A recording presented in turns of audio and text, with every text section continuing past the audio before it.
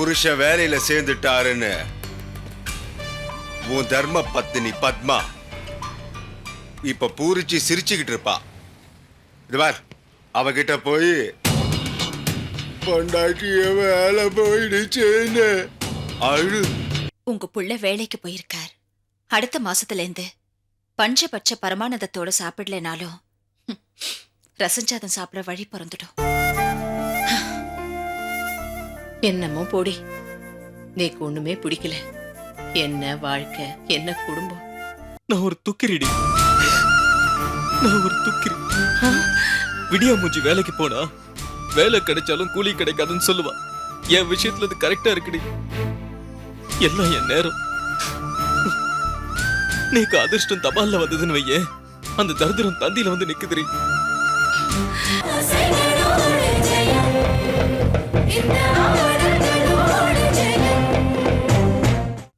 உன்னை, உன் பொண்டாட்டிய, உன் அம்மாவ, உன் அப்பாவ தனித்தனியா பிரிச்சு உன் குடும்பத்துக்கே அட்ரஸ் இல்லாம பண்ண போற.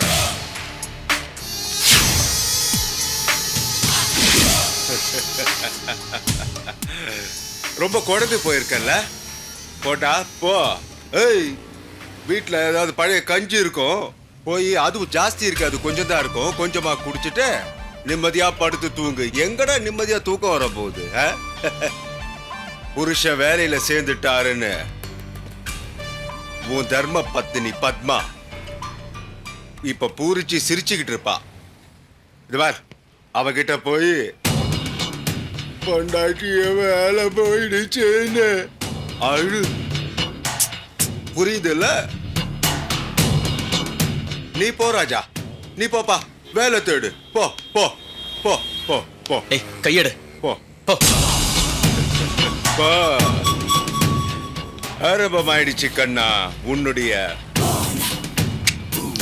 மேல போற பயணம் ஆரம்பமாயிடுச்சு.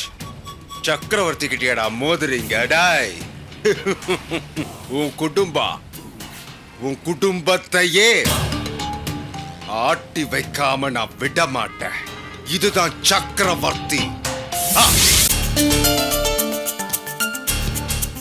ஏண்டி பத்மா, என்னடி ஒன்றாட சாதம் தான் அடுப்புல வச்சிருக்க? அது போருமாடி நம்மத்துக்கு? அம்மா, நேத்து ராத்திரி உங்க புள்ள சரியாவே சாப்பிடல. நிறைய சாதம் மிஞ்சிடுத்து. குழந்தைக்கு, உங்களுக்கு, அப்பாவுக்கு மட்டும்தான் சாதம் வச்சிருக்கேன். பழையது நிறைய மிஞ்சிடுத்து. தூர கொட்டுறதுக்கு மனசு வரலம்மா, அதான். அதுக்காக நீ மட்டும் பழைய சாதம் சாப்பிட போறியா? நன்னா இருக்குடி, நன்னா இருக்கு. நான் மட்டும் என்ன பெரிய மகாராணியா? நானும் பழைய சாதமே சாப்பிடுறேன். அதுக்கு இல்லம்மா, நீங்க எதுக்கு பழையது சாப்பிட்டுண்டு? அதெல்லாம் ஒரு காலண்டி.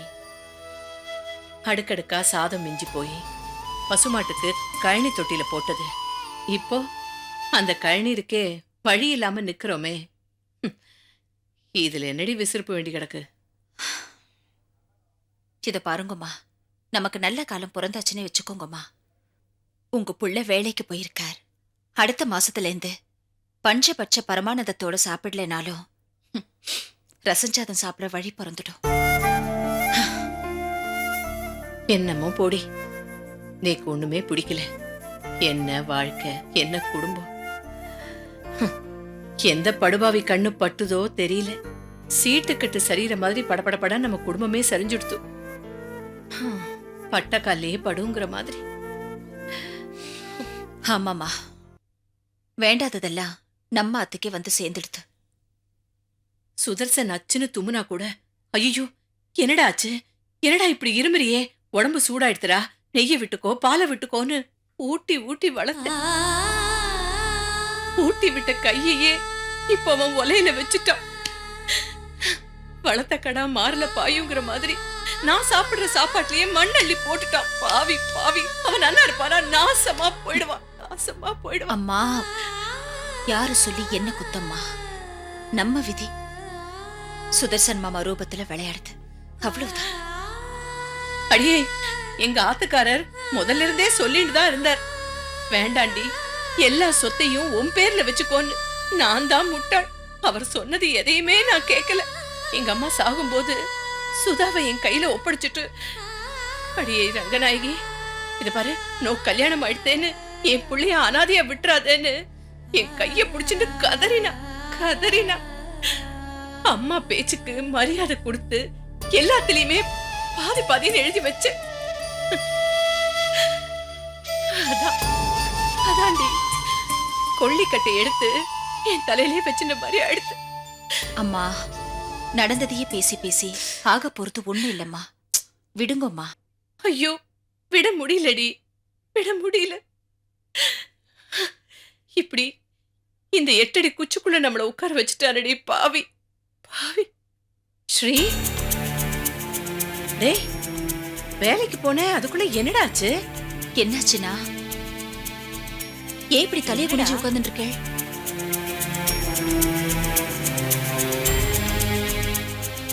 டேய் ஸ்ரீவத்சா, என்னதாண்டா நடந்தது? சொல்லுங்கண்ணா, என்ன ஆச்சு? பது, நான் ஒரு துக்கிரிடி. விடியா மூஞ்சி வேலைக்கு போனா வேலை கிடைச்சாலும் கூலி கிடைக்காதுன்னு சொல்லுவா. என் விஷயத்துல அது கரெக்டா இருக்குடி. எல்லாம் என் நேரம். நீக்கு அதிர்ஷ்டம் தபால்ல வந்ததுன்னு வையே, அந்த தரித்திரம் தந்தியில வந்து நிக்குதுரி. என்னென்ன நடந்தது கொஞ்சம் விளக்கமா தான் சொல்லுங்களேன். டேய் ஸ்ரீவத்சா, என்னடா நடந்தது? வேலை இல்லைன்னு சொல்லிட்டாளா? ஐயோ, இப்படி பூடகமா பேசினா என்னால ஒண்ணுமே புரிஞ்சுக்க முடியலடா. அம்மா, நீக்கு வேலை போட்டு தரேன்னு சொன்ன ரங்கசாமிக்கும் அவன் மச்சினனுக்கும் சண்டைமா.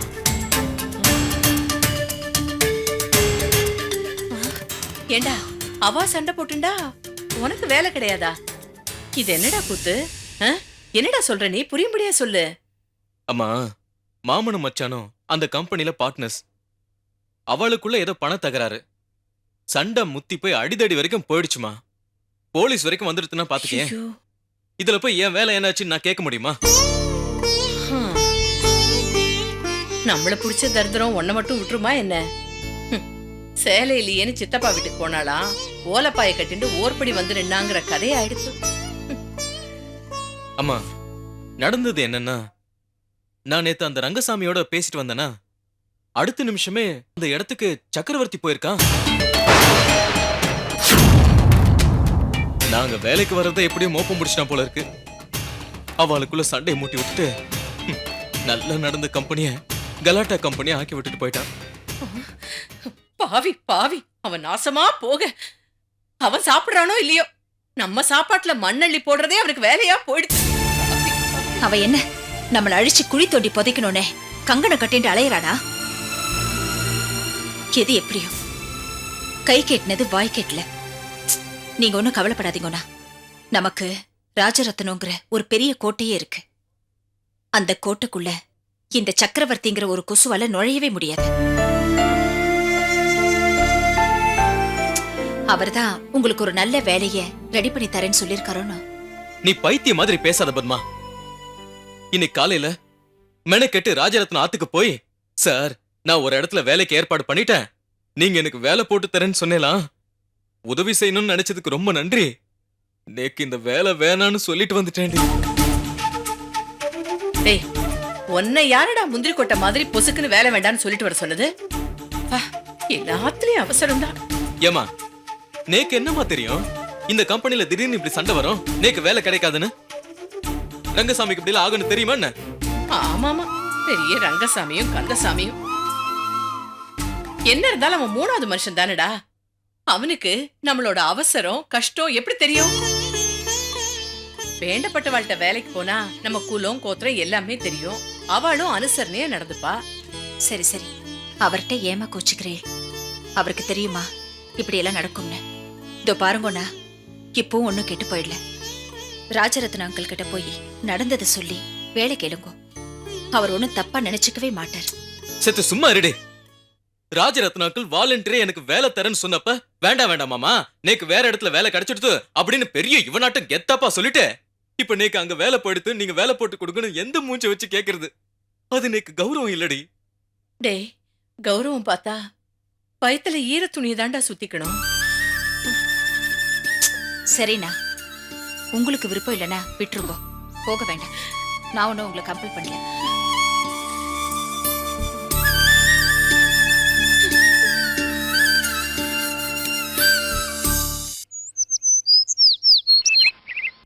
அப்பா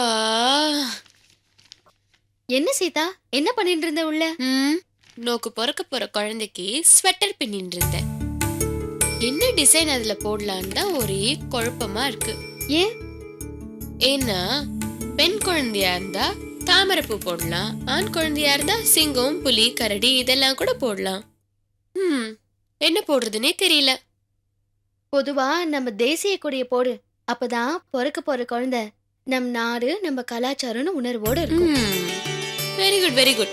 அப்படி போட்டுறேன். வாழ்க உன் நாட்டுப்பற்று. ரோசி அம்மா, நீங்க இங்க நாட்டுப்பற்ற பத்தி பேசிக்கிட்டு இருக்கீங்க. அங்க என்னடானா உன் மாமியாரும் சுரேஷோட மண்ணியும் வீட்டை எப்படி பிரிக்கலான்னு யோசனை பண்ணிக்கிட்டு இருக்காங்கம்மா. நீ உட்காருமா, உட்காரு.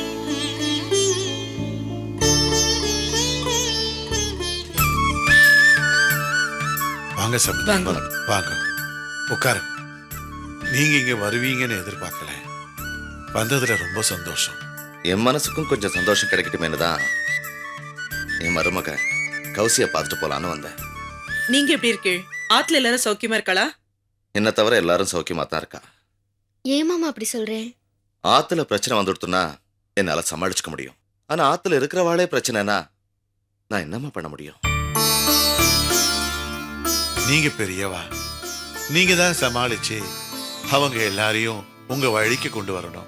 அவ என்ன அவ வழிக்கு கொண்டு போயிடக்கூடாதுன்னு தான் தினமும் நான் பகவான பிரார்த்தனை பண்ணிட்டு இருக்கேன். ஆத்துல ஏதாவது புது பிரச்சனையா? ஆமா, அதான் உன்னோட ஆத்துக்காரன் அவன் அம்மாவை பாக்கறதுக்கு ஆத்துக்கு வந்தான்ல. பார்த்தாரா? என்ன சொன்னாங்க? இந்த மாதிரி கௌசி இப்போ ராஜரத்னம் ஆத்துல இல்ல, அவ அப்பா பிறந்த ஆத்துக்கு கூட்டிட்டு போயிட்டார். நீங்க அங்க வந்து பாக்குறதுல எந்த பிரச்சனையும் இல்லையேன்னு கேட்டாமா அவன். ஆமா மாமா, அத்தைக்கு ராஜரத்ன மாமா மேலதானே கோவம், எங்க மேல எந்த கோவமும் இல்லையே. அதனாலதான் அத்தையும் வரேன்னு சொன்னாளா? ஆமா, அலமும் கிளம்பி வரேன்னு சொல்ற அளவுக்கு மனசு மாறித்தான் வந்தாமா. உடனே எங்க ஆத்துல இருக்கிறதே ஒரு சின்ன கூனி, அவ இடையில பூந்து என்னென்னமோ சொல்லி அவ மனச மாத்திட்டா. இறங்கி வந்த பேய் மறுபடியும் முருங்கை மரத்துல ஏறிடுது. சௌந்தர்யா மாமி மாதிரி ஒரு பொம்பளைய இது வரைக்கும் நான் பார்த்ததே இல்ல. கொஞ்சம் கூட மனசாட்சியே இல்லாம பேசிட்டு இருக்கா. பா, என்னென்ன வார்த்தையெல்லாம் பேசுறா தெரியுமா?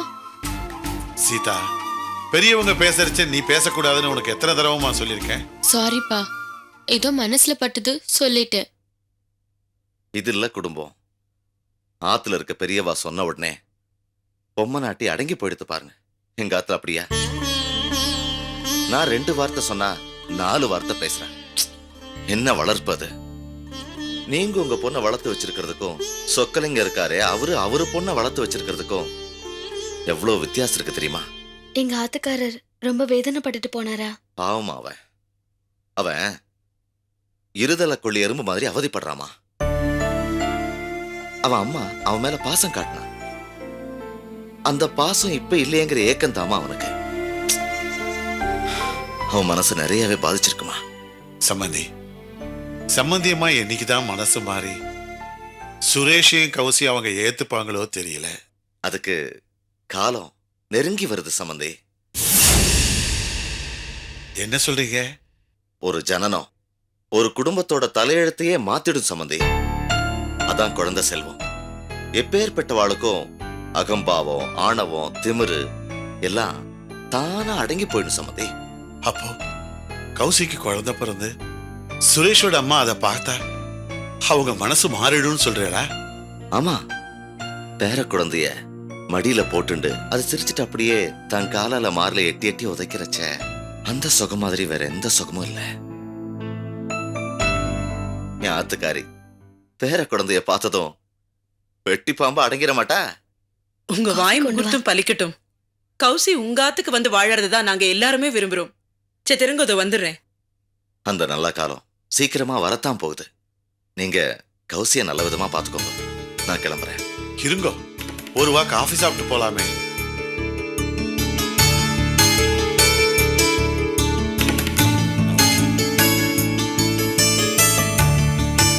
இந்தாங்க மாமா.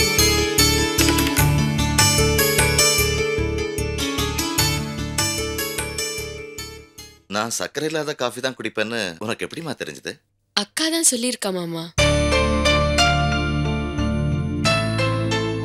அம்மாடி, உனக்கு வரப்போறவன் ரொம்ப கொடுத்து வச்சவம்மா.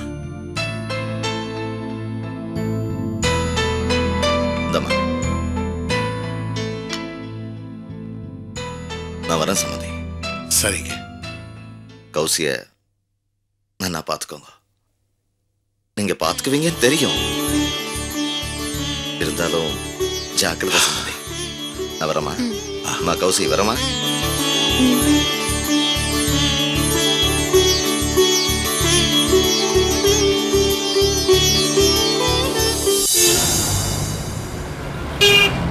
எனக்கு பிசினஸ் பண்ண இந்த ஃபைனான்ஸ் கம்பெனில பணம் கிடைக்குமா மாமா? ஜஸ்ட் ஒரு 1 lakh கிடைச்சா போதும் மாமா. டேய், தன்னம்பிக்கை தாண்டா வாழ்க்கை. தன்னம்பிக்கை இல்லைன்னு வச்சுக்க, வீரம் கூட கோடையாயிடுவான். மகாத்மா காந்தி நாட்டுக்காக போராடினார். விவேகானந்தர் தன்னம்பிக்கையோட அமெரிக்காவில் பேசினார். அன்னை தெரசா அநாத குழந்தைகளை காப்பாற்றணுங்கிறதுக்காக உலகம் பூரா சுத்தி வந்தார். அதெல்லாம் எப்படி? தன்னம்பிக்கைனால தானடா. அவெல்லாம் ஜெயிச்சு காட்டல. அவ படத்தை எல்லாம் பார்த்துட்டு வேடிக்கை பார்த்தா போறாது, மனசுக்குள்ள அவ மாதிரி வரணும், அப்படிங்கிற தைரியம் வரணும். எப்படியோ மாமா, எனக்கு பணம் கிடைச்சா போதும். கண்டிப்பா கிடைக்கும்டா. இந்த பினான்சியர் கிருஷ்ணமூர்த்தி இருக்கானே, அவனுக்கு சின்ன வயசுல இருந்தே பழக்கம். அப்படியே மாமா? ஆமாண்டா, சிந்தாரிப்பேட்டையில சின்னதா குடுக்கல் வாங்கலாம் பண்ணிட்டு இருந்தான். மலை வளர்ந்து பெரிய ஆளாயிட்டான். நான் பார்த்து வளர்ந்த பய பணம் இல்லைன்னு சொல்லிடுவானா? விட்டுருவேனா நானு? Hello mister Narasimhan, I am sorry, நான் கொஞ்சம் உள்ள பிஸியா இருந்தேன், அதான் உங்களை அட்டன் பண்ண முடியல. It's okay. என்ன சாப்பிடுறீங்க? Coffee or tea? அதெல்லாம் ஒண்ணு வேண்டாம். இது மன்னி பையன், பேரு ஸ்ரீவத்சன். நமஸ்காரம் சார். ஹலோ. மன்னி யார் தெரியுமோ? பிரபல தொழிலதிபர் ரங்கநாயகி அம்மா. கேள்விப்பட்டிருக்கியா? ஓ, சிட்டிலே பெரிய புள்ளியாச்சே. இப்ப கூட சமீபத்துல வீடு ஏதோ ஏலத்துக்கு வருதுன்னு பேப்பர்ல படிச்சேனே. அதெல்லாம் விடு. இப்போ இவருக்கு கொஞ்சம் பணம் தேவை. அப்படி ஒரு புது பிசினஸ் பண்ண போறான். நீ தான் கொஞ்சம் பண உதவி பண்ணி அவ குடும்பத்துல விளக்கேத்தி வைக்கணும். என்ன நரசிம்மன், பெரிய வார்த்தைலாம் பேசுறீங்க? நான் பணம் கொடுத்தா வட்டியோட நீங்க திருப்பி கொடுக்க போறீங்க, அவ்வளவுதான். சரி, எவ்வளவு அமௌண்ட் வேணும்? அது வந்து நீ சும்மாறா. ஒரு 5 லட்சம் கொடு போதும். இருக்கட்டும்டா. முதல்ல ஒரு 5 லட்சம் வாங்கி பிசினஸ் ஆரம்பி, அப்புறம் போக போக கொடுத்துட்டே இருப்பான். பிசினஸ் வளர்ந்துட்டே இருக்குமோ இல்லையோ? என்ன சொல்ற கிருஷ்ணமூர்த்தி? மொத்தமாவே நான் 10 லட்சம் தர தயாரா. அப்புறம் என்னடா? ஆனா ஒண்ணு, வசதியான செல்வாக்கான ஒரு பெரிய மனுஷன் பணத்துக்கு கேரண்டி தரணும். பெரிய மனுஷனா? என்னத்தான் அவன் பெரிய மனுஷன் ஒத்துக்கலையோ, வசதியான ஒரு பெரிய மனுஷன் சொல்றானோ? பிரபல தொழிலதிபர் ராஜரத்னத்தை உனக்கு தெரியுமோன்னு? மாமா இருடா, ராஜரத்னம் உனக்காக எது வேணா செய்வான். நம்ம பையன் தானே. ஒரு சின்ன கேரண்டி அது கூட தரமாட்டான. என்ன கிருஷ்ணமூர்த்தி, ராஜரத்னம் ஓகே தானே? அவரு சிட்டில எவ்வளவு பெரிய ஆளு, பல கோடிகளுக்கு சொந்தக்காரரு. அவர் ஒரு வார்த்தை சொன்னா போதும், இப்பவே நான் தர தயாரா இருக்கேன். அவர் போன் நம்பர் தரேன், ஒரு போன் அடி. 44367147 டயல் பண்ணு. ஒரு நிமிஷம், வேற ஒரு கால் வருது, அதை அட்டெண்ட் பண்ணிட்டு அது சரி. ஹலோ. யோ, நான் தான் ஐயா சக்கரவர்த்தி பேசுறேன். சார், நீங்களா சார்? நானே தான். இது பார், நான் சொல்றத மட்டும் கேட்டு செஞ்சா போதும். குறுக்க எதுவுமே பேசக்கூடாது, புரியுதா? சொல்லுங்க சார். உன் முன்னாடி ஒருத்தன் உட்காந்துருக்கானே, ஒண்ணுக்கும் உதவாத பையன் ஸ்ரீவத்சன். அவன் என்னுடைய பரம விரோதி. அவன் பக்கத்துல இருக்கிறான் பாரு, நரசிம்மன். அவன் ஒரு அல்லக்கைமா. அல்லக்கை. ராஜரத்னம் கேரண்டி கொடுப்பாருன்னு சொல்லி பணம் கேட்கறான்ல. ஆமா சார். ஆச்சா, பணம் கேட்கறாங்களா? நீ ஒரு வேலை செய்யுமா, பணம் கொடுக்க முடியாதுன்னு சொல்லிடு. காரணம் கேட்டா திவாலானவங்களுக்கெல்லாம் நம்ம பணம் கொடுக்க முடியாதுன்னு சொல்லியா? சரிங்க சார். புரியுது இல்ல? ஓகே, சொன்னபடி செய்வேன்னு நினைக்கிறேன். நல்ல பையா நீ. பாய்.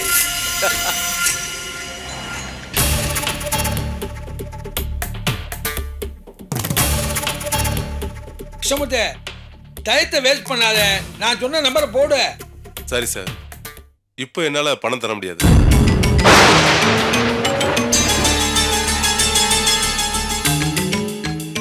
என்னப்பா இது? ராஜரத்னம் கண்டிப்பா கேரண்டி கைது போடுவான் ஐயா. யாரு கேரண்டி கையெழுத்து போட்டாலும் நான் பணம் கொடுக்க முடியாது. ப்ளீஸ் கிளம்பு. மாமா, இப்ப வந்த ஃபோன் காலுக்கு பிறகுதான் இவர் மனசே மாறிடுச்சு. யாரோ இவர் மிரட்டிருக்காங்கன்னு நினைக்கிறேன். ஓ கிருஷ்ணமூர்த்தி, மரியாதையா சொல்லு, இப்ப போன்ல பேசுறது யாரு? சொல்லி தொலையா? சக்கரவர்த்தி. சக்கரவர்த்தியா? அவன் சொன்ன நீ கேட்டு விடுறதா? அவன் உலக மகா ஃப்ராடி. அவன் எத்தனை குடும்பத்தை கெடுத்திருக்கான். அவன் பேச்செல்லாம் நீ எடுத்துக்கிற? வேற வழி இல்ல. எனக்கு பெரிய பெரிய தொகைலாம் அவர் தான் கொடுக்குறாரு. நான் அதை வச்சு வட்டி கூட்டு ஏதோ பொழப்பு நடத்திட்டு இருக்கேன். நீ கொடுத்தா கூட அந்த பணம் எங்களுக்கு வேணாயா? மகா பாவி தொட்ட பணம் தேவையில்லைங்கிறேன். நீ வாடா.